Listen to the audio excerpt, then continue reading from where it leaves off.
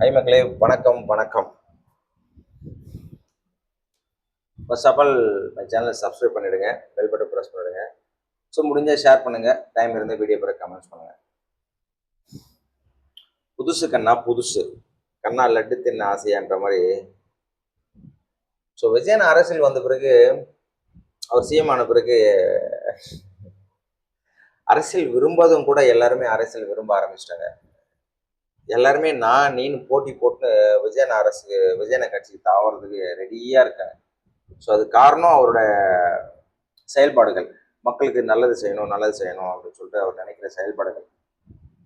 For example வந்துட்டு ஒரு video கூட பார்த்தேன். சிஎம்டி அப்ரூவல் வாங்கன்னா பல பேருக்கு லஞ்சம் கொடுக்கணும். ஒரு அப்ரூவல் வாங்கினா ஒரு ஃப்ளாட் கட்டணும், ஒரு மாடி வீடு கட்டணும், இல்லை ஒரு லேண்டு இருக்குன்னா அப்ரூவல் வாங்கினா பல கோடி ரூபாய் பட்ஜெட்னு சில கோடி ரூபாய் செலவு பண்ணணும். ஸோ எல்லாருமே அது கமிஷன் போகும். உள்ளே இருக்கிற பியூன்ல இருந்து எம்எல்ஏ அமைச்சர்லேருந்து சிஎம் வரைக்கும் எல்லாருமே கமிஷன் போகும்.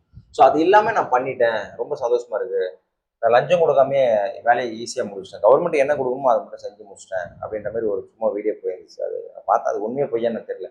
நம்ம ஏதாவது ஃப்ளாட் வாங்க போகிறோம், இல்லை வீடு கட்ட போகிறோம், லேண்டு வாங்க போகிறோம்னா தானே தெரியும். அப்ரூவல் வாங்க போனால் தான் தெரியும், ரெஜிஸ்ட்ரேஷன் பண்ண போனால் தான் தெரியும் கமிஷன் வாங்குறாளா இல்லையா, அப்படியே தடை செய்யப்பட்டிருக்கா இல்லையான்றது.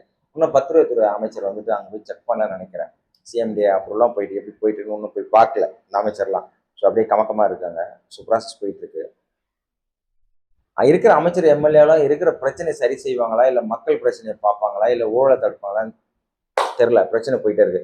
இதுக்கு இடையில புதுசு கண்ணா புதுசுன்ற மாதிரி இந்த பக்கம் அண்ணாமலை வந்து ரிசைன் பண்ணிட்டாரு, இந்த பக்கம் வந்துட்டு சும்மா லைட்டாக அடிபட்டிருக்கு. அது உண்மை என்னன்ற ஒன்றும் அறிவிக்கலை விஜயனா. ஸோ லாரன்ஸ் வந்து பார்த்தீங்கன்னா திருச்சி கிழக்குல இருந்து நிற்க போறாரு. ஸோ அவர் வேட்பாளர் நிற்க வைக்க போறான்றாங்க. அது உண்மையா பொய்யான்னு தெரியல. தாவேக்கல்ல இருந்து ஒருத்தருமே சொல்ல, அபிஷியலா எதுவும் வெளியிடல. பட் ஒரு நல்ல விஷயம்தான் இருக்கலாம். எல்லாருமே வந்துட்டு திரிசா நிற்க வைக்கலாம், நிற்க வைப்பாரு, இல்லைன்னா வந்துட்டு புது ஆட்களை நிற்க வைப்பாங்க, இல்லை அந்த ஊர் ஆட்களை நிற்க வைப்பாங்க. விஜய் என்ன சொன்னதுன்னா, உங்களில் ஒருவரை நான் நிப்பாட்ட போறேன் அப்படின்னு சொல்லிடுறாரு. ஸோ இது சொல்ல முடியாது. வதந்திகள் போயிட்டே தான் இருக்கும். இல்லைன்னா வந்துட்டு வதந்திகள் ரொம்பவும் பெருசாக போயிட்டே இருக்கும். விஜயனும் திரிஷா வச்சு எல்லாருமே ட்ரோல் பண்ணிட்டு தான் இருக்காங்க, கலாய்ச்சிட்டே இருக்காங்க. ஸோ ஒரு ஃப்ரெண்ட்லியாக வந்துட்டு எல்லாரும் போகிறாங்க வராங்க, ஃபங்க்ஷன் போகிறாங்க வராங்க, எல்லாரும் மக்களும் ஃப்ரெண்ட்லியாக போகிறாங்க வராங்க. அது வந்து யாரும் தப்பாக பேச மாட்டேங்கிறாங்க. ஸோ இவர் வந்துட்டு சிஎம்மாக இருக்காரு, அவங்க அப்போலேருந்தே வந்துட்டு நடிக்கிறாங்க, போகிறாங்க வராங்க, எல்லாமே போகிறாங்க வராங்க. விஜயனா மட்டும் டார்கெட் பண்ணுறாங்க. ஸோ திரிஷா வந்துட்டு எங்கே போனாலும் வந்துட்டு திட்டிகிட்டே தான் இருக்காங்க. விஜயனால வந்துட்டு திரிஷாவில் வந்துட்டு விஜயனாக்கு கெட்ட பேருன்றார். அவர் விஜயனாக்கு தெரியும். ஸோ யாரை கூட்டு போனால் பிரச்சனை இருக்கும் இருக்காதுன்னு அவருக்கு நல்லாவே தெரியும். ஆனால் வந்துட்டு அதுக்கு எதிரான மக்கள் தான் 100ல் 10 பேர் பேசத்தானே செய்வாங்க. என்னால் திரிஷா கூடவே போய் விஜயனா இதை யோசிக்க மாட்டாரா, இப்போ சிஎம் ஆகிட்டாரு, நடிகர் இருந்தால் எக்கடு கட்டினா போட்டோம். ஸோ சிஎம் ஆன பிறகு வந்துட்டு அப்படி இருக்கக்கூடாது, அவங்க கூட இவங்களோட. ஸோ இது எப்படி எடுத்துக்குதுன்னு தெரியல. ஸோ மக்கள் மனநிலை வந்து எப்படி இருக்குன்னா, அவர் ஜாலியாக இருக்கக்கூடாது, அவ்வளோதான். ஸோ அதனால ஆல்ரெடி அவர் ஃபேமிலி பிரச்சனை டசன்ட் மேட்டர், ஒர்த்தே இல்லை, நான் பார்த்துக்கிறேன்ட்டார். உங்கள் பிரச்சனையே சொல்லுங்கள், நான் சரி செய்கிறேன், என் பிரச்சனையை விட்டு நான் பார்த்துக்கிறேன் தெளிவாக ஒரே வார்த்தையில் முடிச்சார். அதுக்கு பேர் தான் மேன்மக்களே. இந்த கீழ் மக்கள் இருக்காங்கல்ல, ஸோ சும்மாவே ஏதாவது ஸோ அந்த டெத்துக்கு போகிறாங்க, இந்த பக்கம் கல்யாணத்துக்கு போகிறாங்க, ஏதாவது ஒரு ஃபங்க்ஷனுக்கு போகிறாங்கன்னா டசன்ட் மேட்டர். மேபி அரசியலுக்கே வந்தாலும் தப்பு கிடையாது இல்லை. அவங்க ஃபெமிலியர் ஃபேமஸ் ஃபேஸ் இருக்கு, அவங்களோட ஃபேஸ் எல்லாருக்குமே தெரியும், அவங்க மூஞ்சி தெரியும், திரிஷானா யாருன்னு தெரியும். ஸோ ஃபார் எக்ஸாம்பிள் வந்து டிஎம்கேல எவனோ ஒருத்தன் சொன்னேன், விஜய் வந்து ஆக்டரு, ஸோ அதனால அவரோட கவர்ச்சியில் வந்துட்டு அவருக்கு எல்லாரும் ஓட்டு போடுவாங்க. இந்த பக்கம் நான் நயன்தாராவையோ இல்லை சனி லியோனோ இவங்க அவங்க நடிகலாம் கூட்டம் வந்து அதோட கூட்டம் அதிகமாக கூடும். விஜய் பார்த்து போகிறாங்க கூட்டம் வேற, இவங்களை பார்த்து கூட்டம் கூடும். நீங்கள் காசு கொடுத்தா நயன்தாராவையோ சனி லியோனோ எக்ஸட்ரா கூட்டு வரணும் டிஎம்கேல எலெக்ஷன் முன்னாடி. விஜய் நான் அப்படி கிடையாது, அவருக்கு சேர்ந்த கூட்டம் எல்லாம் தானா சேர்ந்த கூட்டம். ஸோ அவர் தப்பு செய்யறாரு தப்பு செய்யல டசன்ட் மேட்டர், மக்களுக்கு நல்ல செய்து வர்றாரு, அவரோட பர்சனலாக தனியே விட்டுணும், அவரும் மனுஷன் தான். ஆல்ரெடி அவர் சொல்லிட்டாரு, நான் வந்து தேவதூதன் இல்லை அப்படின்னு முதல்ல சொல்லிட்டேன், நானும் உங்களுள்ள ஒருவர் தனி மனுஷன் தான். ஸோ அதனால அந்த ட்ரோல் பண்ணுறதை விட்டுட்டு விஜய் நல்லது யார் செய்கிறாரு அதை மட்டும் பார்க்கணும். தட்ஸ். ஸோ அதனால வந்துட்டு இந்த பக்கம் புதுசாக அண்ணாமலை வராரு. ஸோ அதனால வந்து எது சொல்கிறேன்னா, திரிஷா விஜய் வராங்க அப்படின்னா நம்ம சிஎம் வராரு, அவங்க கூட அவங்க ஃப்ரெண்டு வராங்க, ஸோ போகிறாங்க வராங்க, அது டசன்ட் மேட்டர். அவர் எங்கே தேவையோ அங்கே மட்டும் தான். இல்லை சினிமாவுக்கு போகிறாங்களா, பார்க் போகிறாங்களா, இல்லை பீச்சுக்கு போகிறாங்களா, இல்லை லண்டன் போகிறாங்களா, இல்லை அமெரிக்கா போகிறாங்களா, ஆஸ்திரேலியா, ஸோ ஊர் சுற்ற போகிறாங்களா, ஷூட்டிங் அப்போ போனது கூட இப்போ கிடையாது. விஜய் அவரோட ஒர்க் என்ன, இப்போ திருச்சியில் லேட்டஸ்ட் சொன்னேன்னா உங்களுக்கு பணி செய்வதை விட எனக்கு வேற வேலையே இல்லைன்ட்டார். இந்த மாதிரி வேற எந்த சிஎம்மும் எந்த பிரதமரோடும் சொன்னதில்லை. அவரு அவரு அவருக்குள்ள 1000 பிரச்சனைகள் இருந்தாலும், அவரோட சொந்த பிரச்சனைகள் இருந்தாலும், அவர் ஃபேமிலியே பிரச்சனைகள் இருந்தாலும் அவர் பார்த்துப்பார். ஸோ அவரோட விஷயத்த என்னோட பர்சனலா நான் பார்த்துட்டு விட்டுருங்க. உங்க பிரச்சனைய சொல்லுங்க, நான் தீர்த்து வைக்கிறேன்றாரு. நான் சிஎம்மா நான் தீர்த்து வைக்கிறேன். அதை விட நல்ல மனுஷன். உங்களுக்கு பணி செய்து கிடப்பதே என்னோட வேலைன்றாரு. இது மாதிரி வேற எவனுமே சொன்னதில்லை.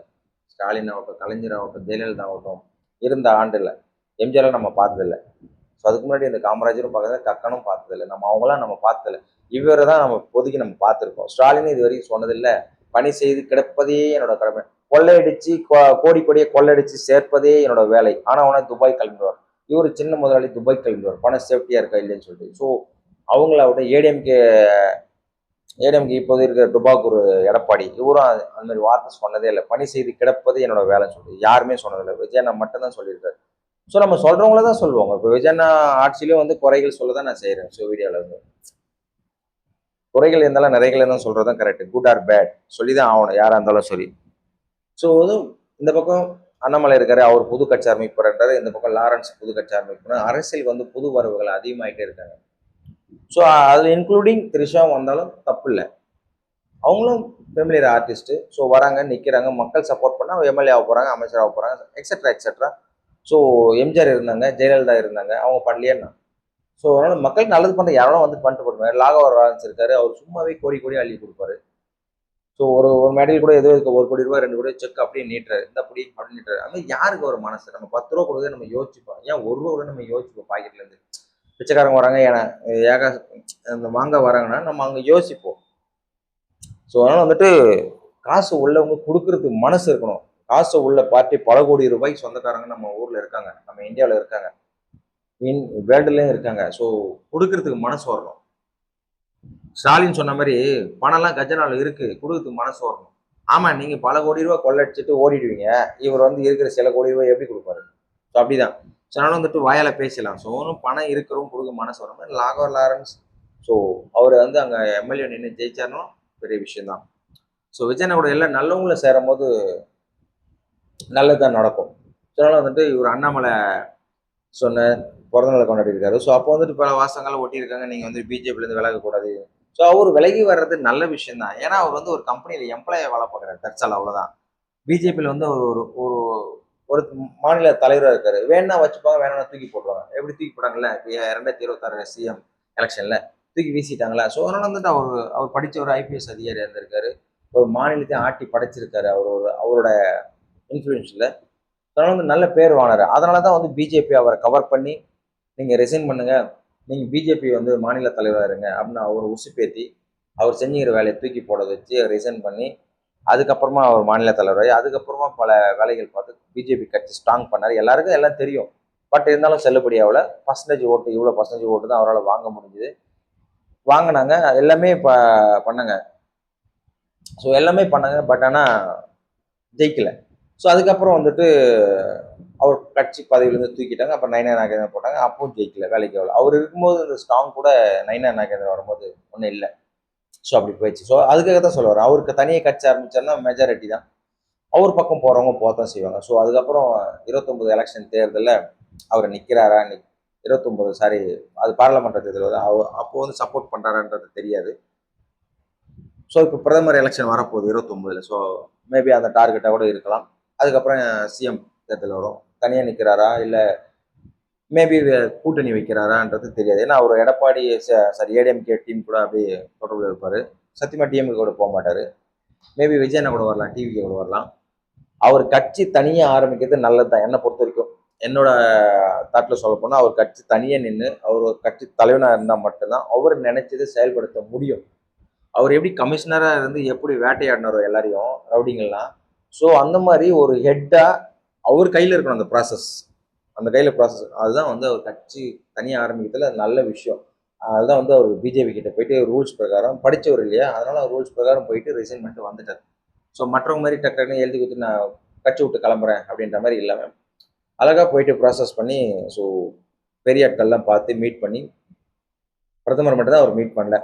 மற்றபடி நிதின் கட்கரி நம்ம அமித்ஷா எல்லாருமே பார்த்துட்டு யார் ஹெட்டோ அவங்க எல்லாரையும் பார்த்துட்டு ஸோ அழகாக விடைபெற்று வந்துட்டார். வெரி குட் விஷயம்.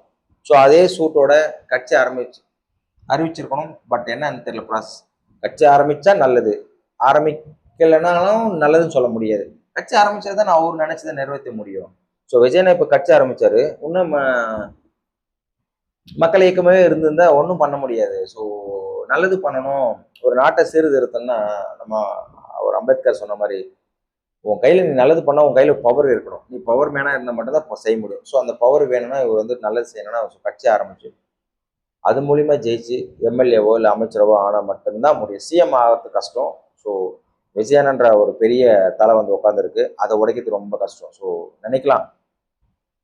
ஸோ இவர் வந்து உட்காந்துருக்கார் சிம்மாசனம். ஸோ அது உடைக்கிறது ரொம்ப கஷ்டம். ஸோ அவரோட பிம்பம் வந்து ரொம்ப பெருசு. ஸோ அதனால் அது உடைக்கிறது ரொம்ப கஷ்டம் நினைக்கலாம். ஸோ வந்து என்ன பண்ண தமிழ்நாட்டில் வந்துட்டு மக்கள் நினைச்ச மட்டும் தான் மாற்றம். இப்போ வந்த மாதிரி விஜயனை எப்படி சிஎம் உட்கார வச்சாங்களோ அந்த மாதிரி மக்கள் நினைக்கணும்னா, அவர் வந்துட்டு ஒரு போலீஸாக இருந்தார். பேர் இருக்கு, கொஞ்சம் பேர் இருக்கு அண்ணாமலை. அவரு ஊர் சைடு எப்படின்னு தெரியல. அவர் திடீர்னு நான் வேலை இல்லைன்னா பரவாயில்ல, நான் ஆடு மாடு மேய்க்க போயிடுவேன், இல்லை விவசாயம் பண்ண போயிடுவேன், பேச்சில் தான் சொல்லுவார். ஒன்றும் பண்ண முடியாது நான் விவசாயத்தில் அவ்வளோ சீக்கிரம்லாம். அப்போ அப்படி இருக்கிற ஆட்கள் வந்து அரசியலுக்கு வரக்கூடாது, அப்படியே வந்துட்டு ப்ராசஸ் பண்ண முடியாது. ஏன்னா அவர்கிட்ட சொத்து இருக்குது, சொகம் இருக்குது, ஆடு மாடு இருக்குது, பணம் இருக்குது, கோடி ரூபாய் பணம் வச்சுருக்கு. அவரும் ஒன்றும் இல்லாத ஆட்கள் ஒன்றும் கிடையாது. ஸோ அதனால் வந்துட்டு அவர் நினைக்கிறது பண்ணலாம். அதனால் வந்துட்டு மக்களுக்கு நீங்கள் நல்லது பண்ணணும்னு நினைக்கிறீங்க, பவர் வேணும். ஸோ அதுக்கு வந்துட்டு தனியாக கட்சி வேணும். ஸோ அப்போ தான் உங்களுக்கு ஒரு மெஜாரிட்டி இருக்கும். கட்சி தலைவன்ற பேரில் ஒன்றுமே இல்லாத சீமாலாம் எத்து போவாங்கன்னா வந்து திரள் நிதி இந்த நிதின்னு சொல்லிட்டு பணத்தை கோடி கோடியாக வாங்கி வச்சு ஜாலியாக சுற்றிட்டு. ஃபார் எக்ஸாம்பிள் அவர் எந்த வேலையுமே போகிறதில்ல, ஒரு கம்பெனியும் கிடையாது, ஒரு மெசராண்டியும் கிடையாது. அப்புறம் எப்படி அவர் பணம் வருது? ஜாலியாக சொகுசாக காரில் போகிறாரு, ஒரு 70-80 லட்சம் காரில் போகிறாரு, ஒரு வீடு இருக்குது, சொத்து இருக்குது, சுகம் இருக்குது. எங்கே அங்கங்கே நீ வீடு நிலம் வாங்கி வச்சிருக்காரு. ஸோ எல்லாமே அரசியல் பணம் தான். கட்சி நடத்ததை கண்டு இது வரைக்கும் ஊர் தலைவனை கூட ஆகலை, ஊர் மெம்பரை கூட ஆகலை, ஒரு எம்எல்ஏ கூட ஆகலை நீங்கள். ஸோ வந்து ஒரு டம்மி பீஸ். ஸோ எல்லாரையும் கேலி கிண்டல் பண்ணிக்கின்னு சும்மா கத்திக்கின்னு தொண்டைக்கிலேயே கத்திக்கின்னு வேஸ்ட் பீஸுங்க சீமான். ஸோ அதனால் வந்துட்டு அவர் வேஸ்ட்டு. ஸோ அந்த மாதிரி இருக்காம ஒரு ஒரு கட்சி தலைவராக அண்ணாமலை ஆரம்பித்து அவர் ப்ராசஸ் பண்ணி ஸோ 29 எலெக்ஷனில் பாராளுமன்ற தேர்தல் நிற்கலாம், பிரதமர் தேர்தலுக்கு நின்று ஆதரவு தெரிவிக்கலாம் ஒரு மோடிக்கு. அப்படி இல்லைன்னா 5 ஆண்டு கழிச்சு சிஎம் ஆனப்போ சிஎம் ட்ரை பண்ணும்போது அந்த நேரத்தில் எம்எல்ஏ ஜெயிக்கிறதுக்கு ட்ரை பண்ணலாம். ஸோ விஜயனாக்கு சப்போர்ட் பண்ணலாம், இல்லை வேற யாருன்னா சப்போர்ட் பண்ணலாம். ஸோ அவரோட தாட் எப்படின்னு தெரியல. ஆக மொத்தத்தில் அவர் கட்சி ஆரம்பிச்சா நல்லது, அண்ணாமலை கட்சி ஆரம்பிச்சா நல்லது. இந்த சைடு வந்துட்டு நம்ம ராகவ லாரன்ஸ் இடைத்தேர்தலுக்கு வந்தால் நல்லது. பட் எதுவுமே வந்துட்டு இன்னும் விஜயண்ணா டிவிக்கு ஆஃபீஸ்லேருந்து வந்து அஃபிஷியலாக சொல்லலை, பொறுத்திருந்து பார்ப்போம். ஸோ வெகு விரைவில் வந்துட்டு இடைத்தேர்தல் நடக்க போகுது 5 மாவட்டத்துக்கு. பார்ப்போம் யார் யார் எலெக்ஷன் சொல்லிட்டு. அது போக வந்துட்டு காங்கிரஸுக்கு வாரி கொடுத்துருக்காரு அண்ணா. ஆல்ரெடி அமைச்சர் பதவி கொடுத்தாச்சு, இப்போ ராஜ்யசபா எம்பி சீட். எப்பா நீ பெரிய வள்ளல் தான்ப்பா. விஜயண்ணா வந்துட்டு பெரிய பாரி வள்ளலுக்கெல்லாம் வள்ளல் ஆகிட்டார். ஸோ போனாங்க, ரெக்வஸ்ட் கொடுத்தாங்க காங்கிரஸில் எம்பி சீட் வேணும்னு சொல்லிட்டு, அழகா தூக்கி கொடுத்துட்டு போயிட்டேன்ட்டாரு. இந்த மாதிரி மனசு யாருக்கு வரும்? ஸோ அவர் இக்கட்டான சுச்சுவேஷனில் இருக்கும்போது ஒரு வார்த்தை வந்தாங்க, ஜாயின் பண்ணாங்க, உசுர் கொடுத்தாங்க விஜயண்ணாக்கு. 5 சீட்டு சும்மா இல்லை, 5 சீட்டு கொடுத்துருக்காங்க. அப்புறம் தான் மற்றவங்களாம் வந்தாங்க. எல்லாம் விஜயண்ணா வந்துட்டு அவ்வளோ பாடுபட்டார் சிஎம் ஆகிறதுக்கு. இங்கேருந்து அங்கேருந்து இங்கே யூட்டன் போட, இது போட, அது போட. ஸ்கூல் பையன் மாரி அலைஞ்சிட்டு இருந்தார். இப்போ அட்மிஷன் வாங்கி சீட்டுக்கு ஃபார்ம் வாங்கி ஃபில் பண்ணி அட்மிஷன் போட்டு ஸ்கூல் உட்கார்ற வரைக்கும் எந்த கிளாஸ்ரான்னு சொல்லிட்டு உட்கார்ற வரைக்கும் எவ்வளோ கஷ்டம் இருக்கும். அந்த மாதிரி ஸ்கூல் பையன் மாரி அண்ணன் அலைஞ்சிட்டு இருந்தார். ஸோ அதுதான் வந்துட்டு இப்போ திருச்சியில் சொன்னார். இவ்வளோ ஆதரிச்சிங்க, இன்னும் கொஞ்சம் ஆதரவு தெரிவிச்சிருந்தீங்கன்னா நல்லா இருந்திருக்கும் அப்படின்ற மாதிரி ஒரு ஃபீல் பண்ணார். அவர் சிஎம் அலைஞ்சார் இல்லையா, அதுதான் வந்து அப்படி சொன்னார். இதெல்லாம் பெரிய விஷயம். ஸோ அதனால் வந்துட்டு அரசியலுக்கு புதிய வரவுகள் வரட்டும். தமிழ்நாடு இனிமேல் தான் வந்து திருந்த போகுது. ஸோ கொலை, கொள்ளை, ரேப்பு, லஞ்சம், ஊழல் எக்ஸட்ரா எக்ஸட்ரா இதெல்லாம் வந்து அங்கங்கே குப்பையாக கிடக்கும். சென்னையில் ரோடு சரி இருக்காது, எல்லாத்துலேயும் தான், எல்லாமே தான். மாநிலம், தமிழ்நாட்டு மாநிலம் சீரடைஞ்சு சிறப்பான தமிழக மாநிலமாக மாறணும் அப்படின்னா மக்களோட லைஃப் ஸ்டைல்லாம் மாறணும்னா பல வருடங்கள் ஆகும். அதுக்கு நல்ல ஆட்சியாளர்கள் இருந்தால் மட்டும்தான், நல்ல சிஎம், நல்ல எம்எல்ஏக்கள், நல்ல அமைச்சர்கள், எதிர்கட்சி தலைவர்கள் நல்ல உள்ளங்கள் கொண்ட கொள்ளடிக்காமல் லஞ்சம் ஊழல் இல்லாமல் இருந்தால் தான் நம்ம தமிழ்நாடு முன்னேறும். அதுக்கான ஃபஸ்ட்டு ஸ்டெப்பு தான் பிள்ளையார் சொல்லி தான் வந்து விஜயண்ணா. ஸோ ஒரு ஆட்சி தொடரட்டும், லஞ்சம் லாவண்ய அரசு சட்டம் ஒழுங்கு சீரோட சிறப்பான ஆட்சி தரட்டும்னு வேண்டிக்கலாம்.